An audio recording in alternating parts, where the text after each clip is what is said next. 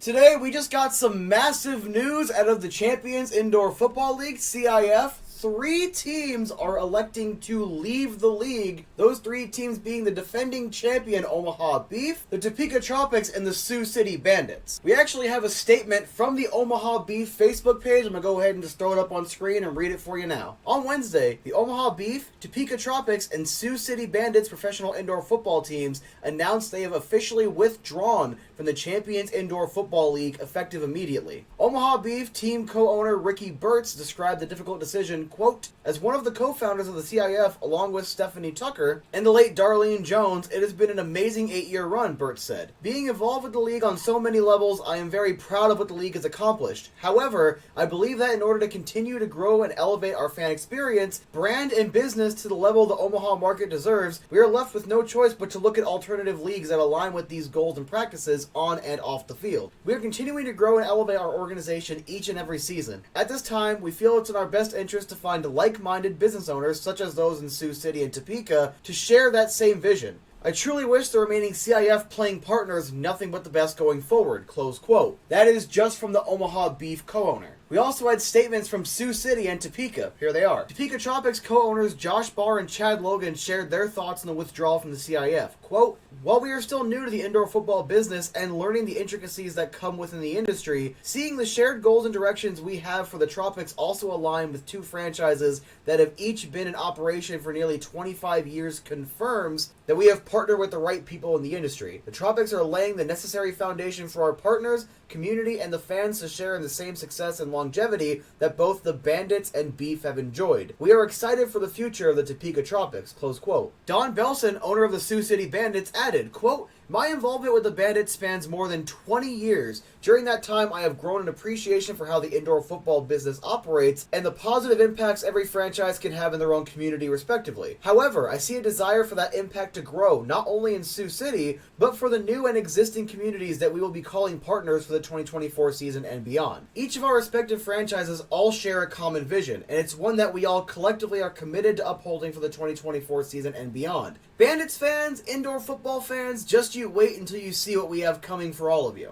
Those are some strong statements, alright? And my personal takeaway from that is that the CIF is probably not generating the kind of income that these guys want. There's some sort of market inefficiencies, or they just don't see a future with the CIF specifically. Or there could be a personal beef. I have no idea. Yes, that was intentional, but you know, something is going on behind the scenes, and they want to reach higher. Now, there's one more part to this statement. I wanted to give my brief thoughts on that first, and here's that. In addition to the Tropics, Bandits, and Beef withdrawing from the CIF and joining a new league, 2 new expansion franchises in Colorado and Texas that have also signed letters of intent have elected to not join the Champions Indoor Football League. Each franchise looks forward to making an official announcement in the coming days as to which league they will join for the season in 2024.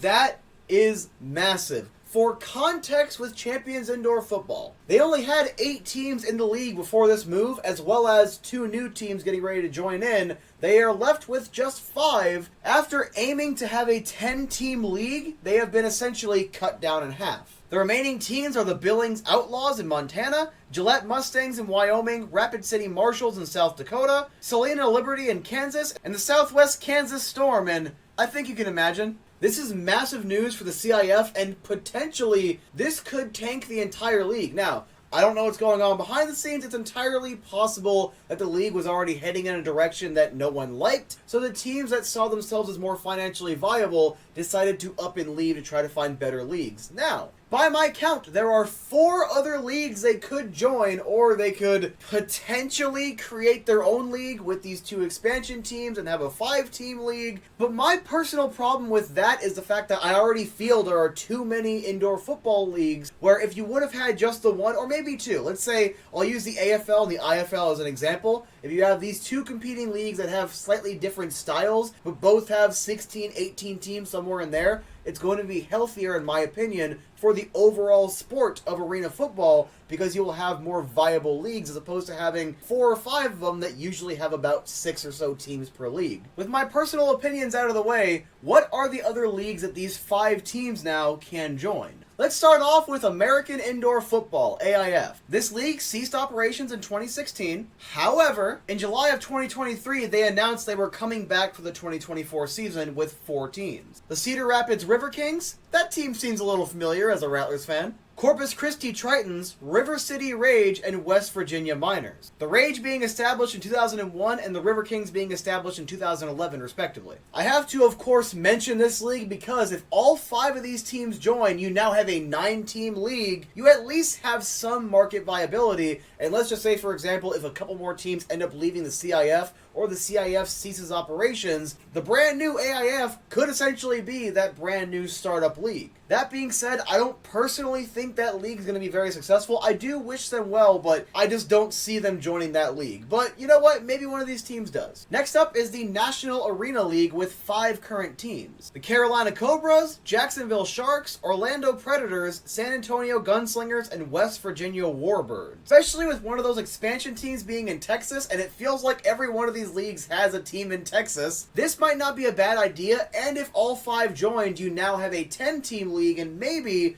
the NAL could have that opportunity to become the next big arena league. That being said, as recent as this season, a couple of teams found their way out due to financial reasons. Both the Fayetteville Mustangs and the Albany Empire found their way out of the NAL this season due to financial reasons. Then also in August of 2022, you had the Columbus Lions that had their membership in the league revoked, so this league has gone through a decent amount of change. Maybe they're not the most ideal candidate, but maybe they are. Who knows? Then again, the Columbus Lions did just win the AIFA championship. Wait, did you not know about the American Indoor Football Alliance? That's the next league we're going to talk about. The AIFA currently has 7 teams, so if all 3 teams join this league, that's a 10-team league. You have the Carolina Predators, Capital City Cyclones, Columbus Lions, Las Vegas Knights, Mississippi Raiders, South Florida Thunder, and the Dallas Falcons. I also don't know anything about this league, but what I can say is this. If these 3 teams would have stayed in the CIF, and these 2 expansion teams also joined, that's 10, plus 4, plus 7, plus 5...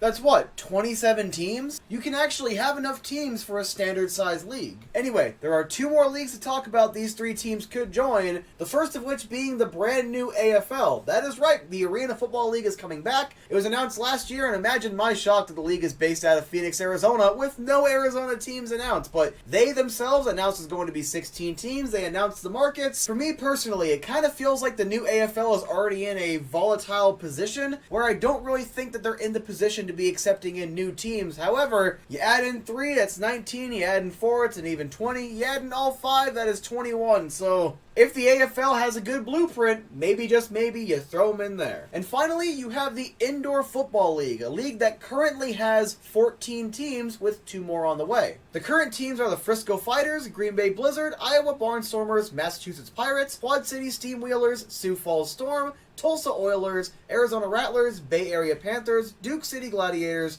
Northern Arizona Wranglers, San Diego Strike Force, Tucson Sugar Skulls, and the Vegas Nighthawks. The 2 teams that are supposed to expand into the league next year are the Bismarck Bucks, who are actually coming back into the league after ceasing operations for a couple of years, and the Columbus Wild Dogs, who were originally supposed to make their debut in 2021. The Indoor Football League has been building themselves up for a couple of years now. It was actually a combination, it was a merger of 2 different leagues, and in my opinion, this is the most financially viable of the current arena leagues. Obviously, I have a bit of a bias. I'm an Arizona Rattlers fan. I also am partial to the Wranglers and to an extent the Sugar Skulls because I'm an Arizona kid. Look at me. But for me personally, looking at all the different leagues, as well as knowing small tidbits here or there, at the very least whispers, the IFL seems like the most financially viable league and the strongest league as of right now in arena/indoor football. That being said, there are differences in play styles between like the AFL and the IFL, so there actually is room in this market for 2 pretty decent sized leagues. However, with the IFL, I can see at least 2 of these teams joining, just conceptually, because you have 5 teams, you need to find a place to play. The IFL right now is a very attractive option. I would not be surprised if a couple of these teams did join the IFL, though wouldn't it be interesting if it was Colorado and Texas and the other 3 teams joined a different league. Regardless of where the Tropics, Bandits, and Beef end up, arena football is changing, alright? And hopefully for the better, hopefully it will actually lead to a couple of bigger leagues that are more financially viable, that are more stable, that have less teams constantly moving in and out or folding, ceasing operations. Because I love indoor football. Genuinely do. I'm more of a hockey guy personally, but indoor football is one of the most entertaining games I've ever seen. And since my first Rattlers game in 2012, I've been cheering for this sport because it's a fun sport to watch. So there's all the information that was released by the Omaha Beef. I should also have a couple other links below in the description, as well as all of the leagues that are currently in some way, shape, or form operating that these teams could potentially join. Or, like I said earlier, they could all just make their own league and make this problem potentially a lot worse.